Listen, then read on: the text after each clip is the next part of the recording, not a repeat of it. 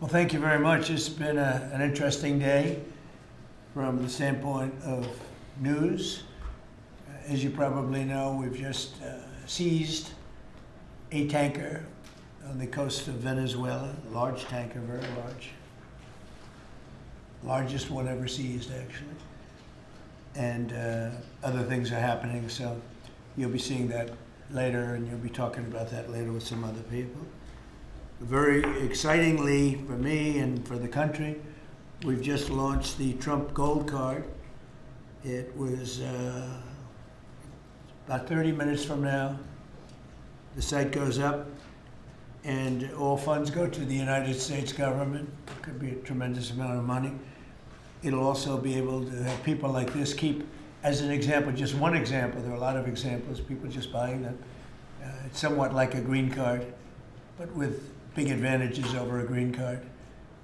And companies are going to be able to go to the Wharton School of Finance, the Stern Business School, Harvard, MIT, wherever you may get your students, any school, and you're able to buy a card and keep that person in the United States, actually, so there's certainty, because I've heard from Tim Cook of Apple, and I've heard from a lot of people, some of the people at this table, that essentially in the United States you can't keep the student. You can't hire people from the best colleges because you don't know whether or not you can keep the person. They come and have the people get out, they throw the person out of the country, you graduate #1 from your college, and there's no way of guaranteeing, I guess you could say, there's no way of guaranteeing that they're able to stay in the country.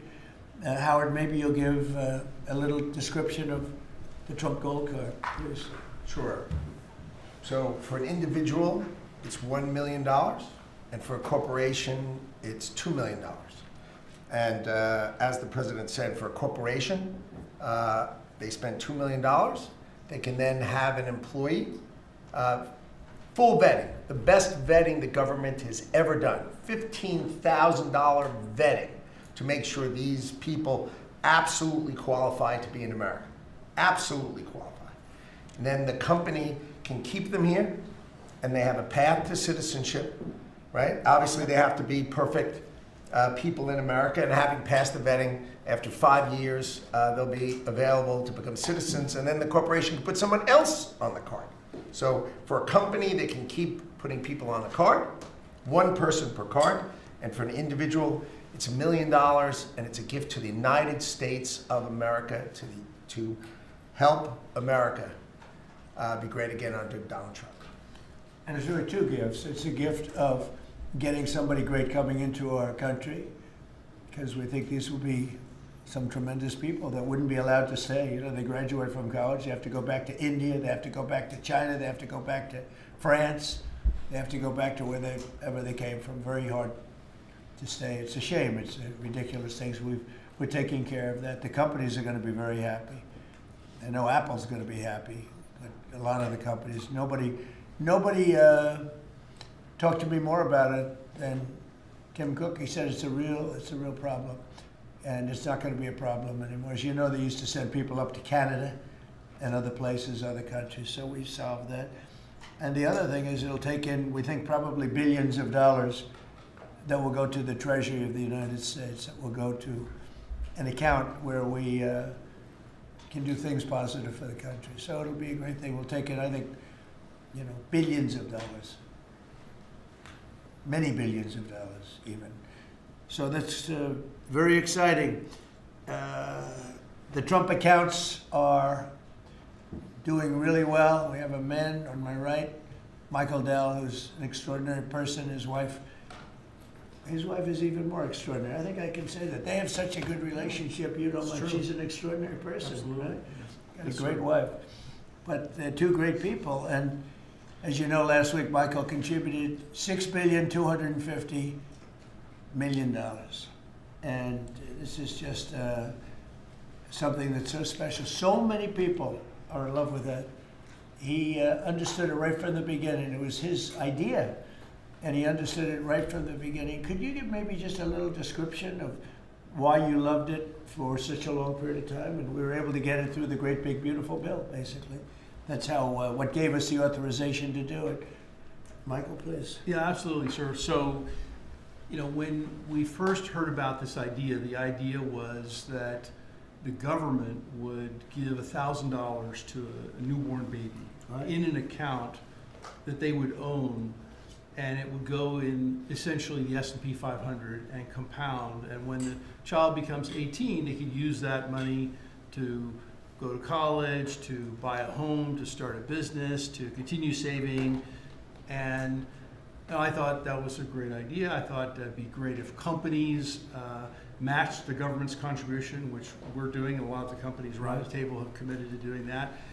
And also thought about this is, wow, this is going to be like a platform for families and communities and philanthropists to contribute to those accounts. And so we originally started with the idea of, well, what if we gave some money to all the kids in our home state of Texas, right? We thought that would be a nice thing to do. That's still a lot. Yeah, it is. 1 out of 10 new kids in America are born in Texas. Yeah, it's pretty good. Happen to be a fan of the state of Texas. But anyway, we thought about it some more, and we thought, this is going to be something really special. We have a foundation. It focuses on children. It's been around for 26 years, and we said, well, why don't we go bigger? And so we talked about it, and now that the Investment America Act is a law, which that in itself is a incredible thing that occurred. It does create a platform, and we were super happy to announce that we would give $250. We arrived at $250 because next year will be the 250th birthday of America and 25 million children. We thought that was a nice thing to do because it would include most of the children that are 10 and under, that are not part of the government program, that live in zip codes where the median income is less than $150,000. And that was also an important part of our contribution. And I do believe there will be a number of other large gifts announced. I've already spoken with a few that will be announcing gifts at the state level, and more to come. Yeah, it's amazing, and it's amazing the vision you have, but that's why you're so successful, frankly. And to think that Michael started off with not a lot of money, I would say, right? Not too much, like very little. And he can give a gift of $6,250,000,000, and I know he said he's going to do a lot more. It's pretty amazing. It's really a beautiful thing to watch. So great for our country. So we have the Trump accounts are doing really well, and it's become, I have to tell you, just everyone's talking about them, beyond what I would have even thought. And it's going to make some young people relatively very wealthy. And in some cases, they could really be off to a great start. So some people have had that advantage and some people haven't, but it's a wonderful thing. Thank you to you and your beautiful wife. Thank you very much. So it's a pleasure to welcome so many brilliant minds and distinguished business leaders back to the White House. I love these brilliant minds, including Michael Dell of Dell Technologies, who makes a great product. And I want to thank him for what he's done, what we just discussed, the accounts. We also are grateful to be joined by Enrique Lores of HPE. So thank you very much, Enrique. Great job you're doing. Antonio Neri of HPE Enterprise. Thank you very much. What's the difference between HPE and HPE Enterprise? We focus on the cloud security, networking, and large systems. The cloud's good. People have done very well with the cloud. That's great. Arvind Krishna of IBM, who's actually become, I would say, a legend. The job he's done. He's taken the stock from a rather low price to a very nice price. I won't say high because I'm sure you're going to say it's going to go up a lot more, right? So I can't say a high price. But he took IBM into a new stratosphere that nobody, I think, saw. If you go back before when he took over the company, nobody would have even imagined that you'd be able to do what you've done. So congratulations, become a good friend. Cristiano Amon of Qualcomm, and thank you very much. Congratulations on the success. Thank you. I know a lot about your company. You've done amazing. And Executive Director of the Technology CEO Council, Bruce Mailman. So, thank you very much.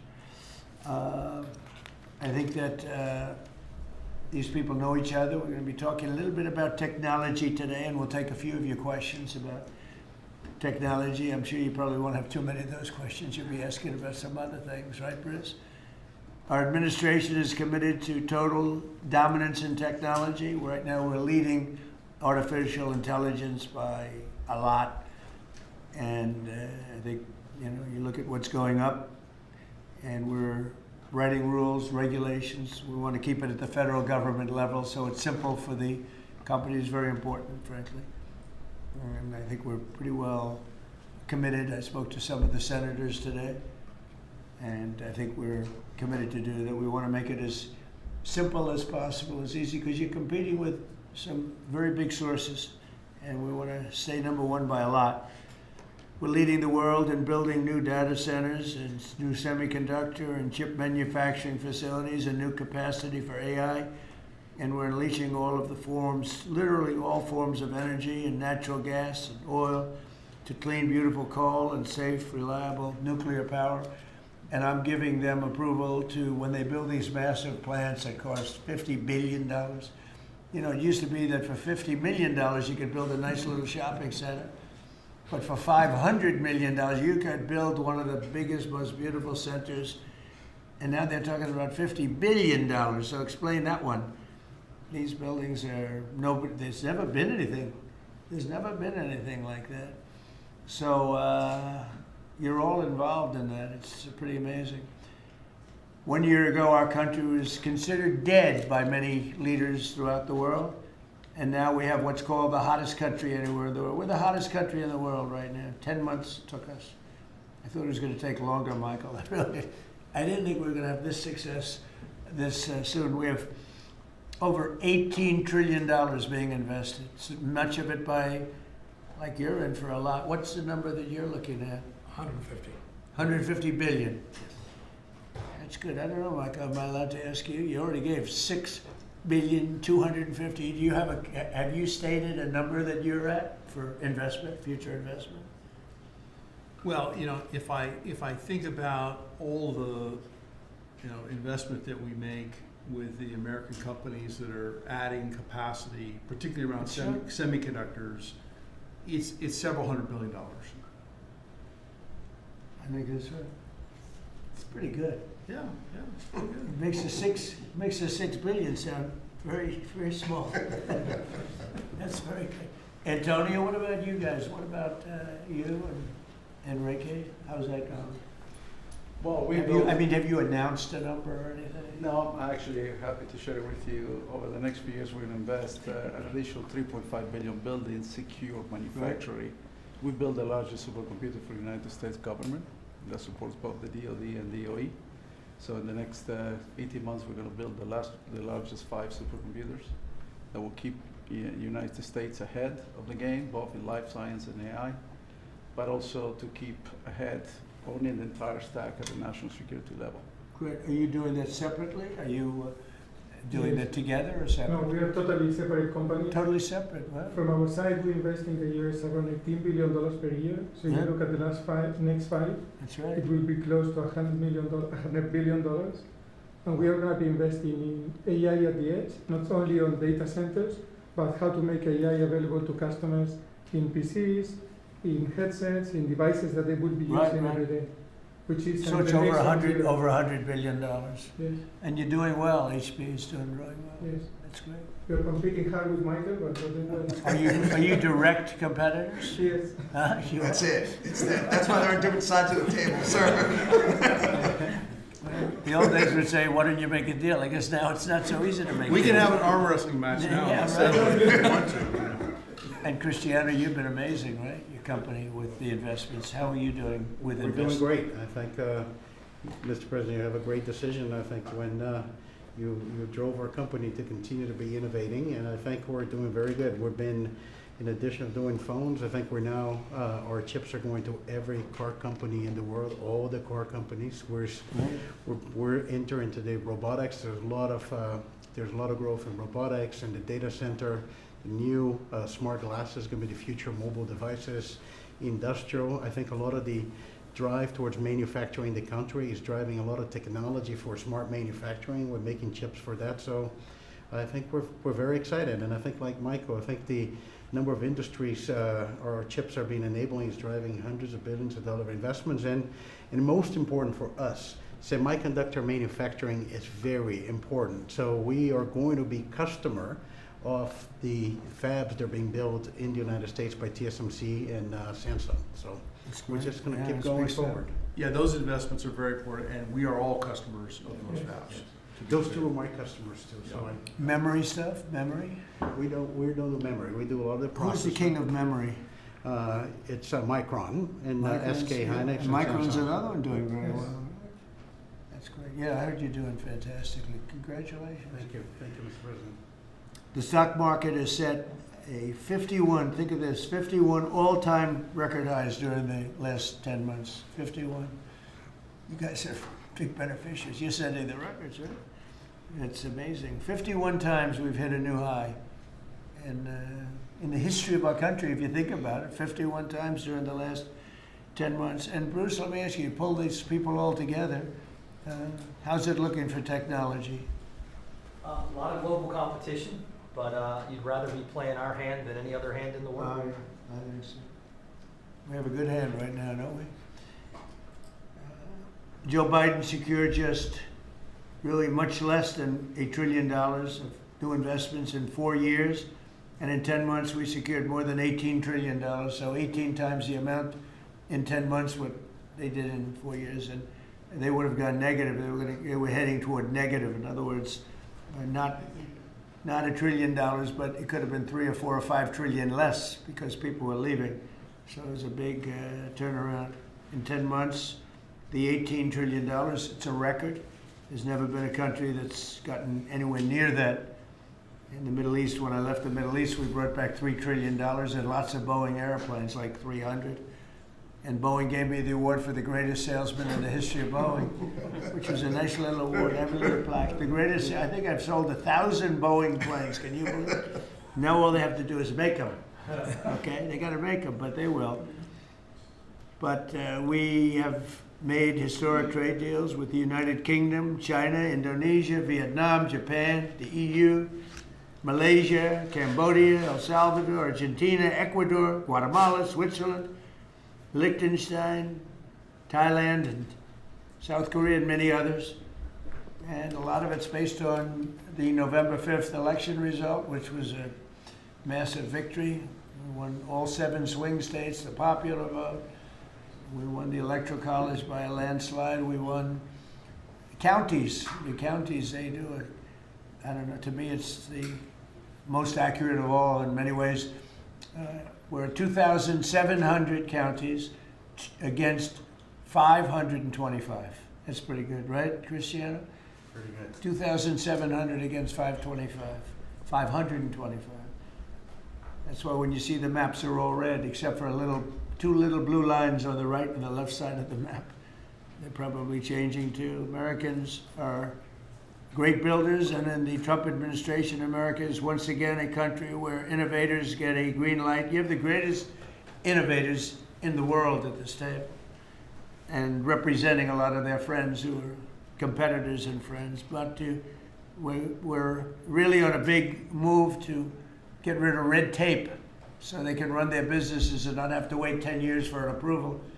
In the old days, getting some of these approvals for plants that are already being built would have taken 10, 15, even 20 years prior to rejection. You'd get rejected. You'd work 20 years and then you'd lose 5 to 4. And we're getting plants approved in a matter of weeks. The biggest plants ever built in a matter of weeks. for every new regulation, we're slashing more than 10 old regulations. So we're not allowing regulations unless they slash 10 old regulations. We did that in the first term, and we cut more regulation than any administration ever. In our first term, we have the all-time record. I think we're exceeding it here. In fact, now it's 1 in 24 is the number we're at. It's 1 in 10 you have to do, otherwise we're not letting you do it. But we're actually up to 1 in 24, so we get rid of 24 regulations for every one. That's not a bad deal, right? And it's been very exciting, actually. But including, we're allowing 100 in the great big beautiful deal. We're allowing 100% expensing for capital expenditures, including investments in factories and equipment and structure. So including even structure. So that if Michael goes out and builds a factory, you can take it against tax immediately, the whole thing. You don't have to wait 38 years, or do it over a 38-year period. And I think that's what made the first tax cut, which we, by the way, got extended in this tax cut. So, and you add it up, it's the biggest tax cut in the history of our country. But I think that the expensing factor, and it's good for 10 years too, I think that's the, maybe was the reason that so much growth was, there were other reasons, but so much growth was gotten in the first term. So earlier this year I said that the challenges of our time demand a new spirit of patriotism and national loyalty in Silicon Valley, smart people, and from the whole technology sector, and that patriotism is on huge display here in this room with some of the most brilliant people. And I'd now like to ask Secretary Howard Lutnick to say a few words, and OSTP Director Michael Kratsios also say a few words. And I look forward to hearing from Michael a little bit about this subject. Cristiano, welcome. And Arvind, you'll say something, and I appreciate it. And anybody else wants to say a couple of words, feel free. Good job. So why don't we start with Howard, please. So the key to America's success is the amazing innovators that we have. I mean, we have invented everything from the light bulb, transistor, GPUs. We are on the edge of everything. And we need to keep being on the edge, and the people at this table and this industry is why America's great. We need to build here. You know, for too many years, we innovated and we let everyone else build our stuff. And we just can't do it anymore. So with President Trump coming and winning the election on November 5th, we changed that, and now we're going to build it here. You've done everything you can, and you've heard trillions and trillions of dollars of technology build coming home to America to protect and defend us and use our innovations here. You're driving interest rates lower, and you're going to continue to drive them lower. That makes it cheaper. It makes it more exciting to build here. You're blowing out the regulatory deep state so that people can build here and do it fast. And the last thing is, because of our investment in energy, we're going to drive down the cost of energy for all Americans, including the people who are building here. Drive down the cost of energy. It's great for America. Put all of that together, and you're going to see the greatest growth the United States of America has ever seen. You're going to see north of 4% next year, and then it's going to go up from there to 5s and 6s. This president's going to drive the greatest GDP growth, led by the tech sector coming home and driving growth. Well, thank you. You know, one of the things I'd like to say just before going over to Michael, and this Michael, and then we'll have this Michael, all right? But one of the things I'd like to say is, in the old days, when you announced really good results in this country, the stock market went up. And that's the way it should be. And we're going back to that. Because otherwise you can never really attain true greatness. In other words, GDP at 4. Oh, 4 is so high. Let's raise interest rates and kill it. And we're going to go back to the old days. When we announce great results, it doesn't mean we're going to raise interest rates and try and kill it. It means that instead of 4% GDP or 3%, which I said so wonderful, 3%, it should be able to be 20 or 25%. I don't know why it can't be. You shouldn't kill it. And so we hope that if this country announces great results, because you're going to see great results over the next couple of years, all these plants, and I'm not just talking about AI. We have the biggest number of auto plants planned. Toyota just announced $10 billion in plants built, various couple of locations, few locations in the country, just a little while ago. They're all coming here. They're coming here because of tariffs, because they don't want to pay tariffs, but they're coming here because of the election and the mindset. But when we announce good results, the market should go up. Now it's when you announce good results, Michael, the market goes down because they say, oh, that means things are good. That means we're going to kill it by raising interest rates. I think it's really wrong. It should be the opposite of what it is now. It should be the way it used to be. We announce good results, the market should go up, and we should keep driving it up and have it keep going up and let it be much, much bigger, much, much better. And, you know, growth doesn't mean inflation. They're always afraid that, oh, we have, and if there is inflation, that's okay, then we can slow it down. But we should be able to do a lot better than 3 and 4. We're scheduled to be at 4%, which is pretty amazing because we have a you know, deadhead Fed hair. I mean, this guy, the head of the Federal Reserve is a stiff. And, you know, you fight that. It's amazing. We fight that, and yet interest rates are going down, except with him, not too much. He did a rather, I would say, a rather small number that could have been doubled, at least doubled. And that's the other thing. I think the rates for the United States are always the lowest in the world, because without us, there is no world. Without this economy, there's no world. You know, you could go to some of these wonderful countries that you think are so great. Well, one of the reasons they're great is because we allowed them to get rich off of us.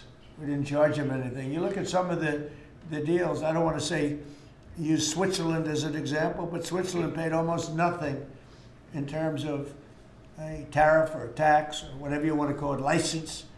They paid nothing, and you know, they're paying now. They're paying a fair amount. I had them at 39%, but I decided to be nice. I was nice, and I think they like us a little bit better. But the money you're talking about is enormous. Our country is a very rich country. But if we do well, the market should go up and the value of our country should go up. And if we do poorly, the market then should go down. It shouldn't be the opposite. And if we go up, we should encourage it to go up more. And those numbers, when you say, you know, 3% of GDP or 4% of GDP, they should be much higher. So, you know, I've wanted to say it. I do say it. I believe it. And we have to get a mindset that when a country's doing well, you don't want to kill the growth. That's what they're doing. They kill the growth. I don't know if you guys even agree with that. They kill the growth because they're so afraid of inflation. But you can have tremendous growth without inflation. Everything goes up with the growth. But that's not inflation. So I think we can do much better than traditional numbers.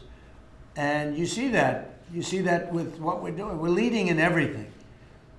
And now, and remember this, as far as prices are concerned, and they talk about affordability, I inherited the worst inflation in the history of our country. They say it was 48 years, but I say it was the history. What difference? It's 48 years, they were telling me. And they said, oh, I was being inaccurate because I said the history. I think 48 years is a long time, but it's actually, I disagree. I think it's the history. So in the Biden administration, I inherited the worst inflation in the history of our country, or 48 years. And prices were very, very high. I brought the prices down. We had yesterday 3 states where oil was at $1.99 a gallon. How about that? And you know, with these guys, it was $4, $4.50. In California, it was like $7 because that's a badly run state. But the price for oil and gas and everything else, the price of gasoline was $4.50, $5. And we just hit $1 and we broke $2. I was looking forward to that. Couple of states, 3 states. And I will say that when that happens, oil and gas and energy is so big, it's so big a category, you don't even know what number 2 is. There is no number 2. And when you have the prices coming down for energy like that, you've killed inflation and you're lowering prices. So I inherited very simply the highest prices in history. and I'm bringing them down really fast, led by energy.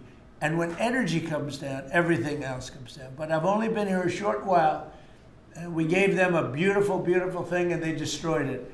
They would have destroyed our country had they been allowed to stay.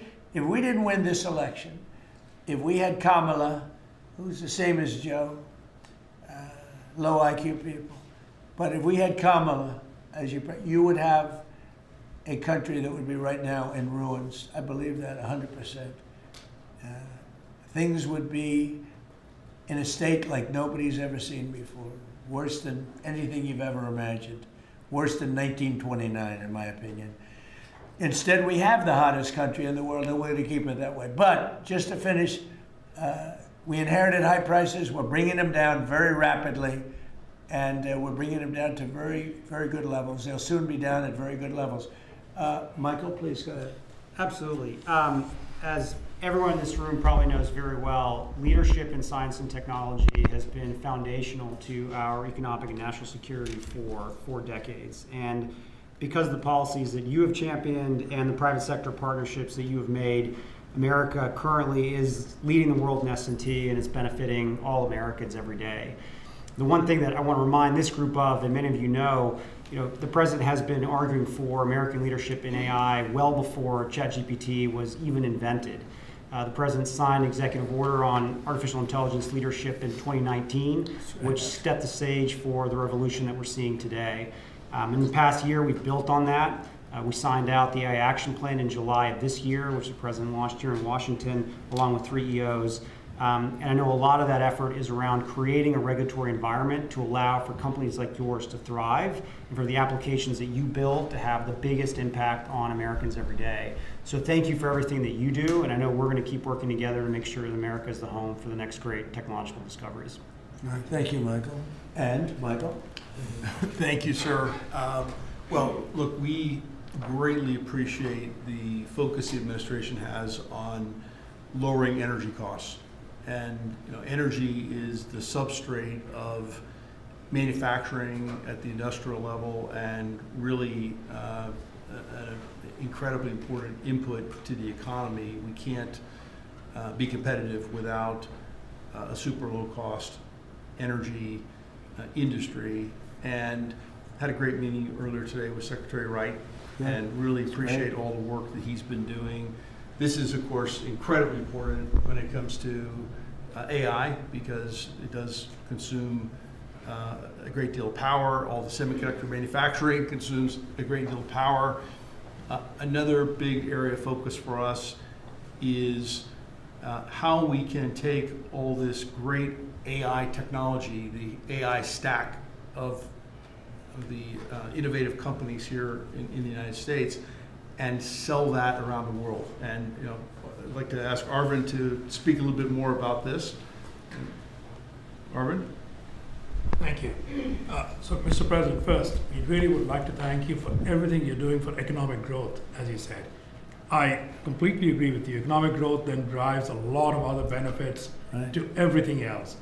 We also want to thank you for all the work you're doing on deregulation and making things easier for business to participate in that growth. Michael spoke of the AI stack. It's incredibly important that under the action plans that you have laid out and Michael Kratzer just spoke of, we really help promote the AI stack, which is not semiconductors only. Those are incredibly important, but it's semiconductors, it's software, it's the systems which many of us here build, and it is the software applications on top. The ability to take those to all our friends in countries, so all the friendly countries, is going to be very, very important. And we wish to work with your government to make sure that we can do that, because otherwise we're afraid that competing countries are going to be able to get that stack. So we would say that. Anything that you're looking at that we can help you with so that you create a bigger and better IBM and hire a lot more people? Anything you need? A few countries. We'll speak to members of your administration to make sure that those can go and that barriers get lowered for being able to do it quickly. We agree guardrails are necessary, but lower barriers would be very, very helpful. You mean tariffs? No. Because are these countries are they tariffing you any, making your life difficult? Are they doing anything else to make your life difficult? It's the ability to take certain systems which have semiconductors inside them into these countries. So right now, because we have controls on where all the semiconductors can go, then the entire system is restricted.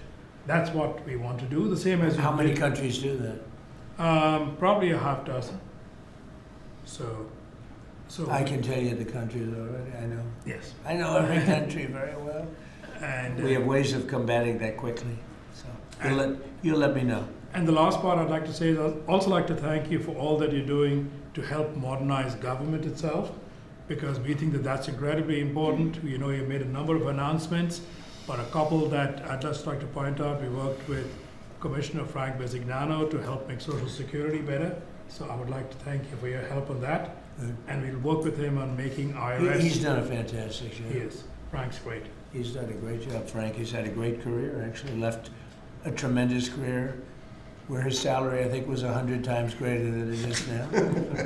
And he was at JP Morgan Chase, and he's doing a fantastic, he did a great job at Social Security, quickly.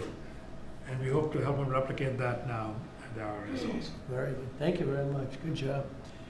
Cristiano, please. Yes, just a few points. I think, first of all, Mr. President, thank you for your vision. Thank you for understanding the importance of the American private sector in industry, I think, in the growth of the economy. I want to just build on some of the things that were said by my colleagues. I think we have built probably one of the most advanced technologies in the world, and part of it is because I think the commitment to innovation that we have in the country, but also the fact that it has been American technology for the world. So I think we have an incredible opportunity. When I think about what Michael said about exporting AI, I had conversation with Secretary Howard. Now that the trade deal's been made, is an opportunity to really build on those trade deals and export, I think, American technology. And also, as we think about the technology, it's an important vector to drive the reindustrialization, I think, of the country with technology. So we're incredibly excited about that. I think it's a big opportunity. I think it's the next wave of growth that we can build on those trade agreements. And I think it resonates what also Arvind said about the importance of the American technology stack. And then we're just going to finish with 2 points. There are 2 exciting things happening in the world of technology coming right now. One is, as AI become the new form of computing, AI is going not only to the data center, but to everything, to cars, to PCs. And we see now the ability to run models that you can only run AI in the data center. You can run that on a microcomputer, on a computer for Enrique, on a server, with small server on premise. So I think we're going to see the proliferation of AI. The other one is 6G. We had made commitment working with your administration, working with FCC. We're going to accelerate 6G. We're working to launch first in the world in the LA Olympics. And I think that's another opportunity for America to lead in the next wireless evolution. So thank you. Thank you for the opportunity. Thank you for the partnership. And we're going to be hard at work, I think, driving that agenda. So we're into 6G now. I just finished 5G. I was a leader on 5G, getting that done. And now they're up to 6. Let's do it again. What does that do? Give you a little bit deeper view into somebody's skin? See how perfect it is? I like the cameras the old days.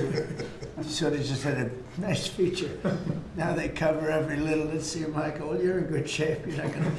But I tell you, it's the 6 is coming, huh? It's coming. Does it ever end? And what happens?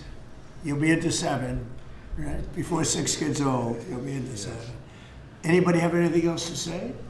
Anybody? I think that the other thing is we want to thank you as well for the openness of your organization and your team.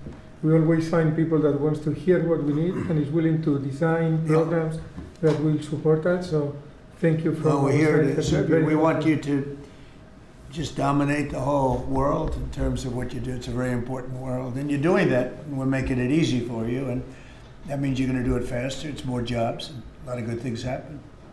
Right? Go ahead, please. Mr. President, you may not recall, but in your first term, you actually sponsored the Department of Energy to build the largest systems ever built. And thanks to your sponsorship, the Department of Energy owns the 3 top supercomputers in the world. Yep. And we build them with them. And these are systems that can do quintillion operations per second. And that means we can solve I know. I a lot remember. of We made that possible. a lot It's worked out very well. Good. solve problems. So now we're going to build the next generation again. Good. Sounds good to me.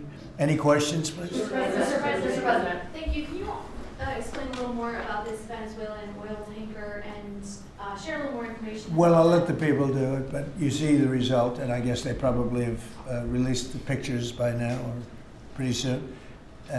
You'll discuss that with the appropriate people later on, but no, it was seized for a very good reason. Mr. President, Cuba. Sir, there's a new proposal from DHS that would see tourists from a lot of countries have to hand over 5 years of social media history to get a tourist visa. Are you concerned at all that if that's implemented, there would be a decline in tourism next year? And what sort of material do you think is... We're doing so well. We just want people to come over here and safe. We want safety, we want security, we want to make sure we're not letting the wrong people come into our country. We're getting rid of a lot of bad ones from jails, from mental institutions, drug dealers. We're getting a lot of bad people, murderers. 11,888 murderers, half of them, almost exactly half of them, committed more than one murder. We're getting rid of them. In some cases, we don't even want to get them out. We put them in jail because we're afraid they're going to come back into our country. We're not going to let them back in. So we've taken a very tough stand. And you see where we've been. Like Washington, D.C. now, people walk down the streets, they go into restaurants at night. It's beautiful. It's like this beautiful thing to see because till I got here, this was a very, very bad place. We had a terrible thing happen 2 weeks ago with terrorism with regard to 2 National Guards people that are so phenomenal. One is no longer with us, and one, amazingly, we weren't looking with great hope on that, that Andrew. And today he got out of bed, actually, stood up, didn't say anything. It's a little early, but the chances of Andrew, other than his mother who said, nope, he's going to be okay. His mother was the most positive person. And could be that she'll be right. It's pretty amazing. Made progress. It was, both of them were so badly hurt, we never thought that one could survive. So it looks like Andrew's doing pretty well. Mr. President, The winner of the Nobel Prize dedicated the prize to you, the Nobel Peace Prize, and she left Venezuela at a great risk to make it to the ceremony. There is a risk she could be arrested, actually. What would happen if she's arrested? What message do you send, or would you send to Nicolas Maduro? Well, arrested by who? The Nobel Prize Committee? That's probably the ones that would arrest. I don't know anything about it. She was very gracious. She said I should have gotten the Nobel Prize, and I don't, I'm doing this to save lives. I'm not doing it for any other reason. But no, I don't like if she would be arrested. No, I wouldn't be happy with that. Mr. Senate Republicans currently have a healthcare proposal that would take away, let those ACA subsidies expire and then put about $1,000 in people's HSAs. Do you think that is enough money, and how do you ensure that people who will see those tax subsidies expire won't see their healthcare costs skyrocket? Well, the Unaffordable Care Act, which is Obamacare, they call it now the unaffordable because it's unaffordable. It used to be called the affordable, but it was never affordable. It was always bad. It was basically designed for the benefit of insurance companies. And what we're doing is we want all of the billions and billions of dollars that went to insurance companies to go directly to the people, and they can buy their own health care. And people love it. I don't know if the Democrats are going to approve it because they want the insurance companies to make money. It was a scam. Obamacare was a scam. But we're going to see. I mean, the Republicans, I can tell you, want the money to go to the people. And we're winning that battle. The Democrats are having a hard time with it because they're in the pocket of the insurance companies. Yes, please. You spoke to some European leaders today, I think, sir, about Ukraine. I did. Could you tell us about that? And is there a new revised peace plan that Ukraine has presented? The leaders of France, we spoke to, and Germany, and UK, all very good leaders, very good friends of mine, and we discussed Ukraine in pretty strong words. And we'll see what happens. I mean, we're waiting to hear answers. before we progress. You know, we're not spending any money in Ukraine. We're selling basically missiles and everything else to NATO, and NATO's paying us, and then they distribute it to who they want. I guess they're mostly distributing to Ukraine, but we're not spending money. But you know what we are? We're spending a lot of time and a lot of effort, because last month 27,000 soldiers were killed. Both, think of it, 27,000. That's if you take a football game and take half the stadium, that's 27,000. So 27,000 soldiers were killed. Russian and Ukrainian soldiers were killed. And I want to see that stop. We'll find out. Look, there are a lot of things happening right now. A lot of people say it's closer than it's ever been. It's a war that would have never started. If I were president, would have never started. It's a war that should never have started. But we'll have it figured out, I think, within a pretty short When you say very strong terms, sir, could you explain that? Well, I think we had some little disputes about people, and we're going to see how it turns out. And we said before we go to a meeting, we want to know some things. You know, they would like us to go to a meeting over the weekend in Europe, and we'll make a determination depending on what they come back with. We don't want to be wasting time. Sometimes you have to let people fight it out, and sometimes you don't. But the problem with letting people fight it out is you're losing thousands of people a week. It's ridiculous. The whole thing is ridiculous. Mr. President, two questions. One, the oil tanker. Who owns that oil tanker? You'll get that information later. Okay, and have you spoken to Maduro since your last conversation? No. Or has it only been one conversation? No. And when you say that the European leaders want to have a meeting over the weekend, are you talking about with Zelensky or with them? With Zelensky and us. And you said in an interview yesterday that you think it's time for Zelensky to start accepting things. What things are you talking about? I think he has to be realistic, and I do wonder about, you know, how long is it going to be till they have an election? You know, it's a democracy. It's a long time. They haven't had an election in a long time. It's losing a lot of people, and it's possible that the people, you know, if you look at the polls, I will say 82%, there was a poll that came out, 82% of the people are demanding a settlement be made, Ukrainian people. They want to see a settlement be made. I understand that. They're losing thousands and thousands of people a week. They want to see it ended. And I do say, you know, at what point, when do they have an election in Ukraine?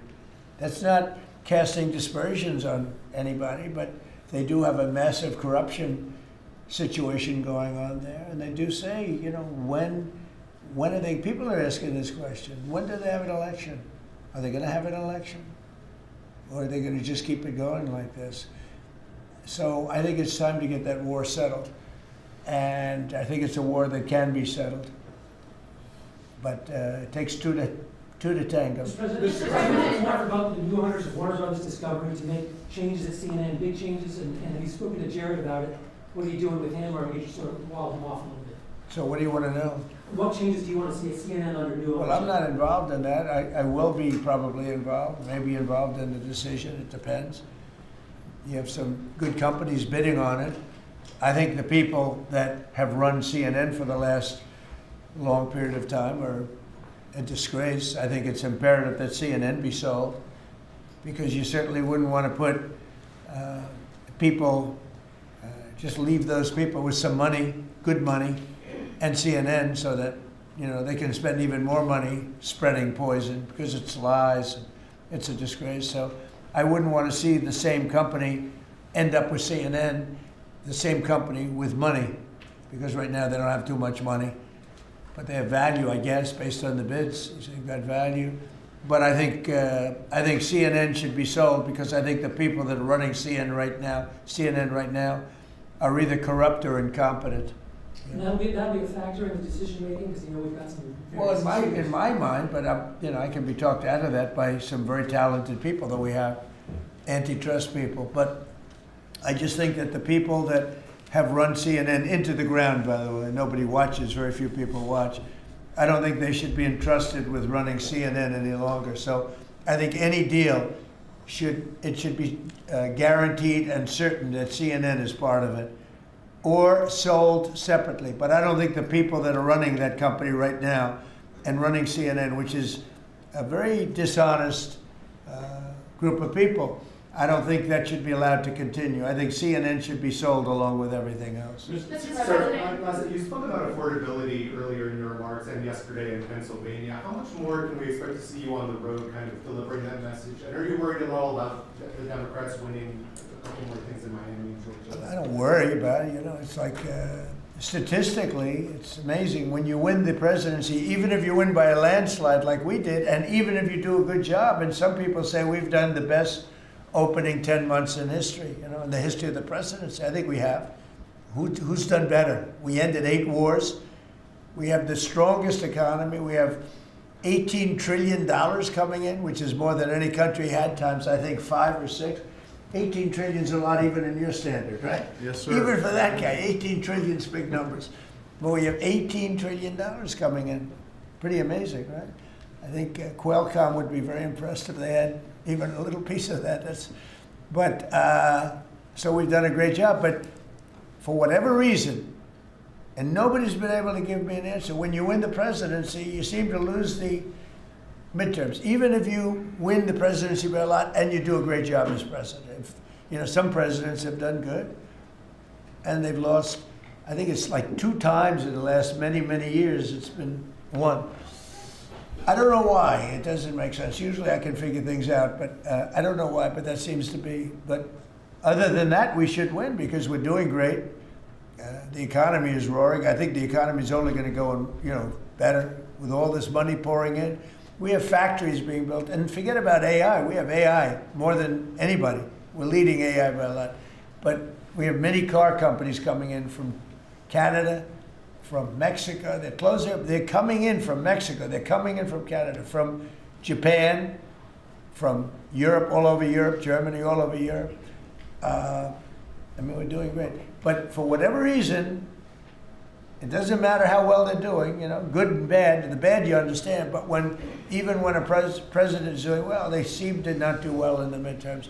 So we're going to try and change it. There should be no reason for it. If anybody at the table can figure out, Bruce, a nice psychological reason, but so I want to win, and winning the midterms is important. People want us to win the midterms, and I think we have great spirit. We should win the midterms, yeah. Under Joe Biden's administration, during COVID specifically, Biden removed the safety standards on abortion drugs.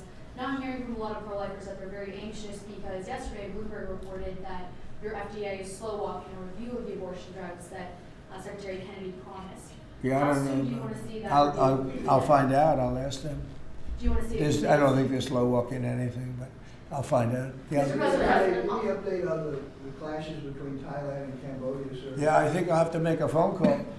I was going to say that the Thailand and Cambodia, one of the 8 that I settled, they've been fighting for a long time. They've been fighting for a very long time, many, many, many decades. But I got along great with both. I found they were 2 great leaders, 2 great people, and I settled it once. I think I can do it pretty quickly. I think we're scheduling a phone call tomorrow. Mr. President. With Thailand. On the Fed chair. With Thailand, if just to answer Steve, with Thailand and Cambodia, I think I can get them to stop fighting. Who else can do that? Think of it. Settled 8 wars.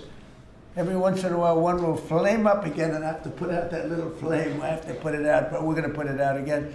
So I think I'm scheduled to speak to them tomorrow and see if I can. It was unfortunate what happened. I mean, I know exactly what happened. It got it started a little bit, but we'll see if we can put it out. We're interested in the seizure of this tanker. What happens to the oil on that ship? Well, we keep it, I guess. Where does it go? What port does it go to? Well, you have to follow the tanker. You're a good newsman. Just follow the tanker. Do you know where it was going? Was it going Follow to it. Get a helicopter and follow the tanker. Is it true it's going to But we're Hewlett? I assume we're going to keep the oil.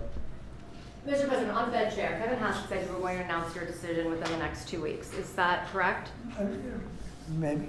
Are you doing your interviews with finalists today? Well, I'm meeting with Kevin Warsh today, so I'm meeting with him. And I sort of have a very good idea what I'm looking for.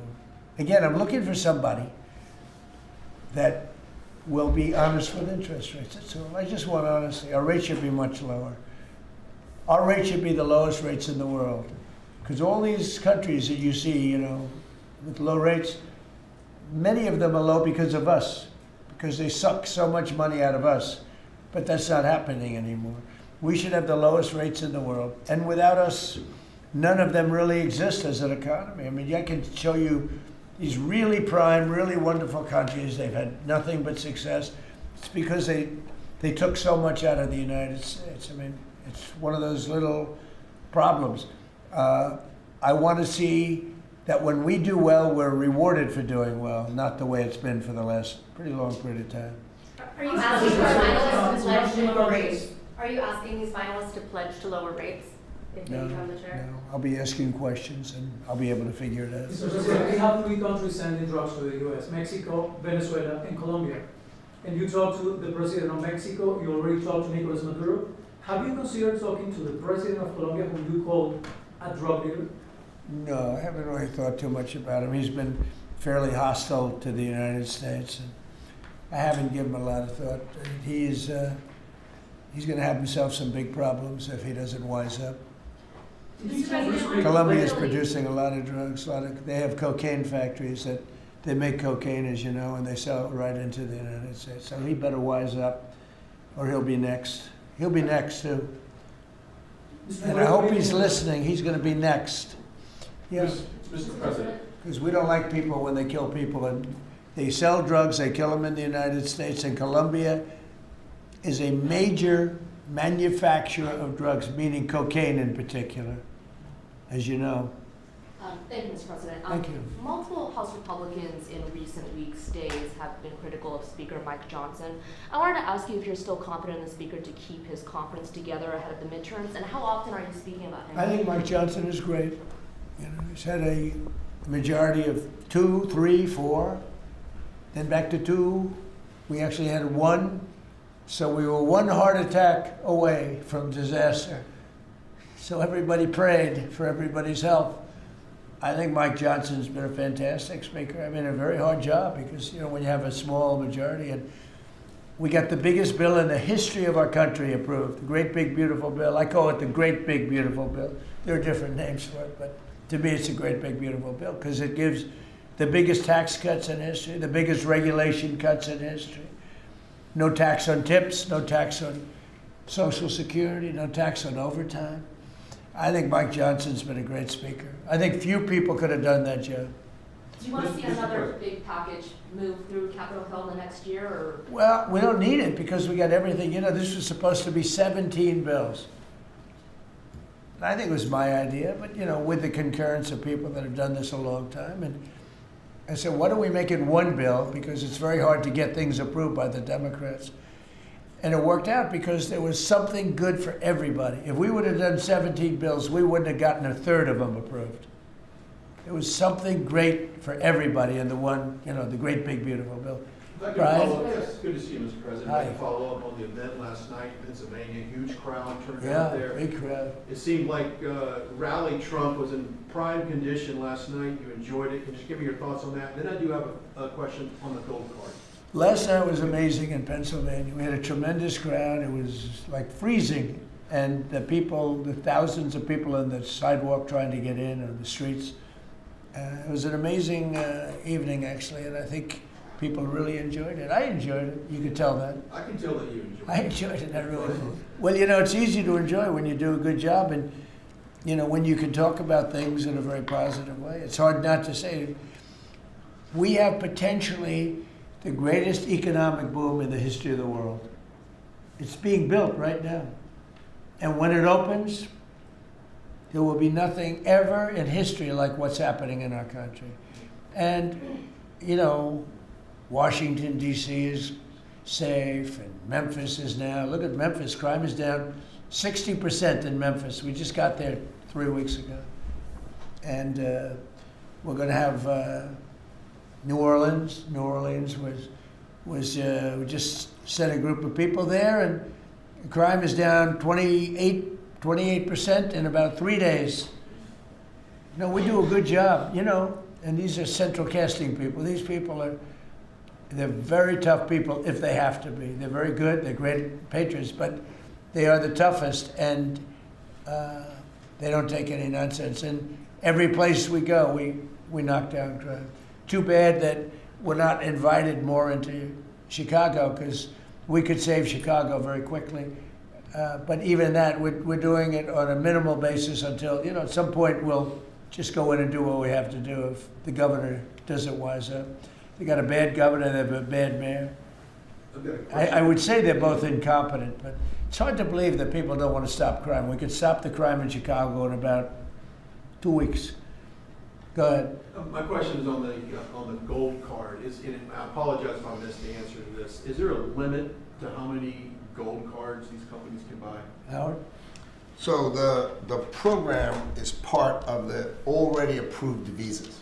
So we're just going to have great people come into this country. The average green card holder earned less than the average American. So they were more likely to be on the dole and be on our assistance programs than average Americans. And the idea is from President Trump, he wants to raise it, bring in the best people into America. So same visas, but now just full of the best people. Basically, it's a green card, but much better, much more powerful, a much stronger path. And a path is a big deal. Have to be great people, but much stronger path. And it also, in addition to that, helps companies, because not only for companies, but if IBM gets somebody #1 in his class at the Wharton School of Finance, and you're dying to get the person, but you can't guarantee the person stays in the country, because oftentimes they'll say, I'm sorry, sir, you got to get out of here, you have 24 hours, right? And you say, where's my employee? Now IBM can buy a card, and that employee can be there for essentially a very long period of time. Mr. President, could you tell Bruce? It's so needed for the companies. It's needed for others, but really it's basically a much better form of a green card. And you can't get green cards. They are impossible to get. This is much better than a green card. Yeah. Yes, so did you tell Bruce Blakeman not to run for governor, or that she should think about not running for governor? I haven't spoken to, first of all, he's a friend, she's a friend. These are two great people running. In a way, I hate to see them running against each other. I hope they're not going to be damaging each other. But Elisa's fantastic, and Bruce is, they're two fantastic people. And I always hate it when two very good friends of mine are running.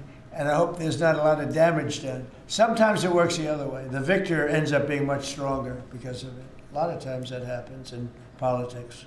You think you'll step in a couple months to actually see who performs? Well, I think in New York we have a convention toward the end of February, and I think you'll know pretty much at the end of February what's going to happen. And I'll probably have to, do what I want to do. But I hope that he's running now, as you know, and she's running. We have two very talented people. Either one should win against the Democrats. Mr. President, the recent legacy story lately focuses on one of your cabinet members predicting that you're going to fire this one or you're going to get rid of that one. Of all your cabinet members, who would you perceive as the most under attack? Well, I think my cabinet's fantastic. I read these same stories that I'm unhappy with this one or that one, and I'm not. I think the cabinet's done a great job. I read a story that I was unhappy with Pete because he was attacking drug dealers. I said, that's not exactly right. I would say very much the opposite. Pete Hegseth has been phenomenal. I read a story recently, I'm unhappy with Christie. I'm so happy with her. I mean, we have a closed border. We have a border that's the best border in the history of our country. Why would I be unhappy? She's fantastic, actually. No, we have a fantastic cabinet. Really fantastic cabinet. I mean, Lutnick I'll have to think about. No, can't have everything. Can't have everything. He's doing great. Well, Howard's done really well, and Scott's done really well. We have just a fantastic cabinet. I'll tell you who's doing a great job is Linda McMahon. We're bringing education back to the states where it belongs. Education is going, we can't do any worse than we're doing right now. And let the states run it. If you go back to some of our states that are run so well, so good. I would say 40 of them. And then you'll have trouble with 5, and you'll have bigger trouble with another 5. But you have 35 or 40 states that will run education as good as Norway or Denmark, Sweden. We have some, you know, the heads of the list are Denmark, Norway, Sweden, a few others. I think if you go to Iowa and you go to Indiana and you go to, I can name a lot of states, I think it would be almost the equivalent or maybe better. But you can't run a school system in Iowa from Washington, D.C. Yeah. Sir, the Gaza plan, when do you expect to announce members of the Board of Peace, the leadership of that? Well, we'll do it early next year. And the Board of Peace are going to, it'll be one of the most legendary boards ever. Everybody wants to be on it. It's mostly going to be, I guess, you know, we weren't thinking about it that way, but they want to all do it. Basically, it'll be the heads of the most important countries. Mr. President. They all want to be on.